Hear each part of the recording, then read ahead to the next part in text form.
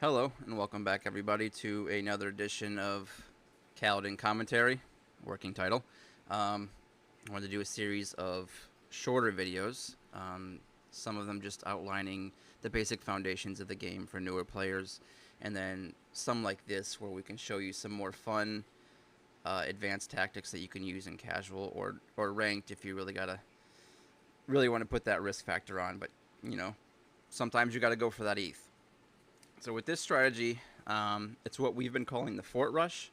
It's not something I can take credit for. It's something that physics teacher actually developed during the preseason. And to be honest with you, the very first time I saw it in action, it was him using it against me.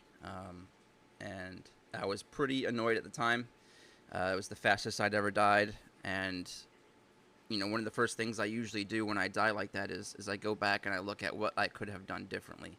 And no matter how I did the math in that particular game, it didn't change the outcome. He was going to kill me no matter what I did. So this could be a very risky but a very rewarding play as well. You have to watch your back with this because you're very heavily investing in one side of the map. But it's a lot of fun. So the first step is you want to get a straight, of course, in round 1 or 2. Of course, round 1 is going to be the best option because you're going to have your fort ready to go in about round 3. And as luck would have it, you can see I'm right here in the middle, by the way. And we have a 6, 7, 8 right on round 1. So we are already ready to go. I think at this point my mind was made up. As soon as I saw that 1, I was red, and 2, we have a 6, 7, 8. I felt like I had to do it. I had to do it some justice. So we're going to go ahead and get it started. As you see, red, we brushed on this in the last video. Red does start with 5 gold and 2 AP. So I'm just going to go ahead and take a few easy level 1 tiles to use my AP and expand a little bit, get some gold back. And this is part of the game, too, where you're going to choose your target. So we're going to see a couple factors on that right here. So I'm moving these 2 ways, which, I mean, it basically makes blue safe. But now I've got purple, green, and orange on my radar. So a couple factors now is I just ran into a level 3 worm here. That's too heavy of an investment to make for a fort rush because you need every piece of gold you can get. So really, now purple from this angle at least is safe. Orange could still be on my radar, obviously coming from this direction. However, I did start with one of his gems. So I am more likely to try to make a friendship with him so that I can focus just going this way and not have to worry about my back. So that's what we're going to do. I'm going to speed up a little bit through these next ones, and you're going to see me move to this tile here. Obviously, you need this second tile because you're going to want to be in striking distance and assist. You want support from your fort to help you kill these capitals quickly. Now, again, you're also going to be on the lookout. I'm going to slow this down a little bit too so I can get this out. But you're going to need a tank, at least one tank, because you want your fort to support your troops. You need both for this to work this quickly. I believe no matter how I did the calculations.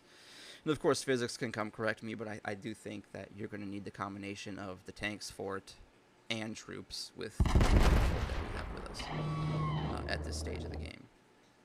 So again, lucky me, I just got my second 4 on round 2. It's almost like somebody wanted me to do this. Definitely a bad roll for green this game. So we've got 2 4s. We've got 12 gold now on round 2. I could have saved gold here to just make extra sure that I could kill green. But I like to get that extra gold income and also make my capital a little more durable, because when you're investing in one direction, again, in a more advanced game, you might have to throw a lot of gems this way so that they don't come kill you during this strat. So now I've got my positioning correct. I've got 2 4s. I've kind of got everything lining up here for me. And we're just going to let this play out. Orange is going to do his thing. And this made me a little bit nervous, but you're going to see me immediately send out a trade. I'm going to give him a king for a queen. I wanted to make him feel like he's getting something. And he's also getting one of my gems. So I want to talk to this guy. I want to be like, hey, you want to team up? Let's be friends. Please don't steal my fort researcher, and please don't take this tile, because if you cut me off, my whole plan goes to shit. So again, Work your diplomacy the way you have to. He's got himself an economist going. Good start for him. He accepts the trade, and I'm just going to immediately start talking to him and see how friendly he is. If he seems a little aggressive and doesn't want to work together, I might just pivot my fort and go this way. The 1 gem's not going to hurt me too bad, but he's fine, so we're going to be friends. Another thing that's a little bit lucky for me is, you know, he had 10 troops sitting here, and he could have gone either way, but he went to the 3, which honestly is a fine play because he wants that the 4 gold reward as well as the 1 gold per turn for owning this tile, which is really good. But it's a heavy investment as well because he used 7 out of his 10 troops just to move this way, and now I'm looking right at him. So again, a little bit lucky on my side. Orange is happy, and that's where we are going to continue this. Everything so far going my way, so we're going to full commit. And just, you know, you're going to look at this and see this is the luckiest game ever, and it really did feel that way. But once we get all this out of the way, I think I just messed that up. I'm not supposed to click it. Okay. So not only did I kind of stunt myself by not building an economist for this strategy, we went straight for a fort researcher because that's what we want to do. But I have to now walk through his economist to get to him. So now, not only am I going to ideally eliminate a player, but I'm also going to get the free economist that I passed up to do this strategy. So this is really paying off for me. Of course, orange being friendly, purple being somewhat passive, and blue being non-existent is very helpful. But it's a good, at least, game where I can show you an example of how the fort rush works. And again, sometimes it is luck. So I'm going to go ahead and move my tank out here. I have my fort ready. It's round 3. My building is done. I've got a blueprint to pop a free fort. And I'm just going to throw it down. And normally you'll see in a fort rush, this is, you know, I wouldn't pop it round 3. It would happen round 4. But what I wanted to do, I was just trying to, let's see, minimize risk here. So I showed my hand. He now knows exactly what I'm trying to do. But I didn't want to risk, his economist will be done next round. And when that clock hits, yes, it's going to be my turn first. But if he has a pair, he could easily launch a conference and put even more troops into his base, and I do not want that to happen. So I took it from him, and I just wanted to make sure that wasn't going to happen. So now I backed up my tank. I threw my remaining 4 gold into these troops here. Yes, he could come back here and try to get me, but he's going to be dead by the time that happens, ideally. So it's not really too big of a risk for me to just leave 1 troop here.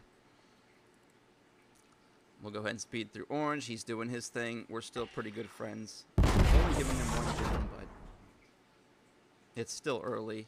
He has no clue what's about to happen either. And now we get to green here.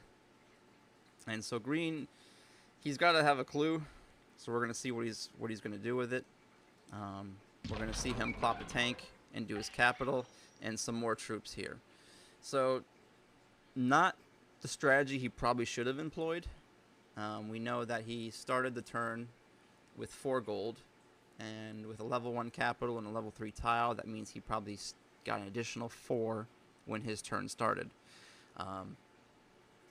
So we're looking at 8 gold. He spent a tank on 1, so he should have moved this tank here. Got a free couple more gold from this this worm. It could have been 1, it could have been 3, and then he could have used his remaining gold straight into here. Now, the tank support does help. The tank would have just got him a little bit more gold, honestly, but tank supporting a capital work a little bit differently than people expect. So, for example, we're just going to say he's got a 17 strength capital this turn. He's got his capital is level 1, so it's a 12. It's a 12 base HP, and let's say he puts 7 troops into it. So we're looking at 19. So you would think because he put his tank here, that value would be 22, and the value is 22, but the tank takes damage last. So as long as we have enough damage to get through the initial 19, the capital will still die. Even if his number was slightly higher than mine, if it's greater than 3, we're done. So be very wary of that when defending your capital or anything with a tank, because if the value on the tile it's supporting is destroyed or surpassed rather, then the tank really doesn't matter all that much.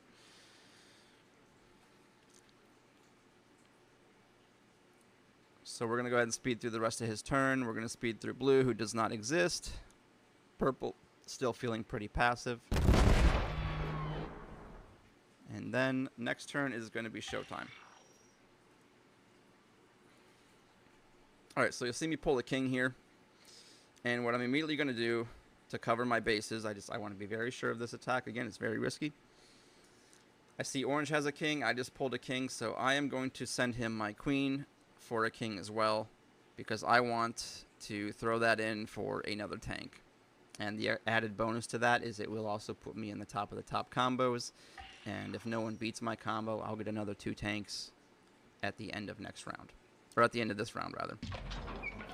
So I'm going to use my second tank here. I plop the rest of my gold into these guys, which on paper looks like a relatively weak attack. I mean, you've got 7 guys here versus a capital with a tank in it, but you've also got your fort and your 2 tanks, which is 7 plus 6, you got 13. So really this is a 20 attack.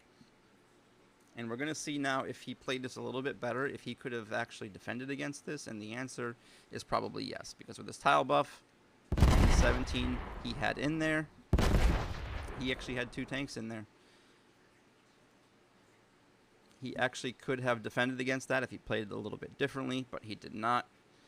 And we thank him because it made this video possible.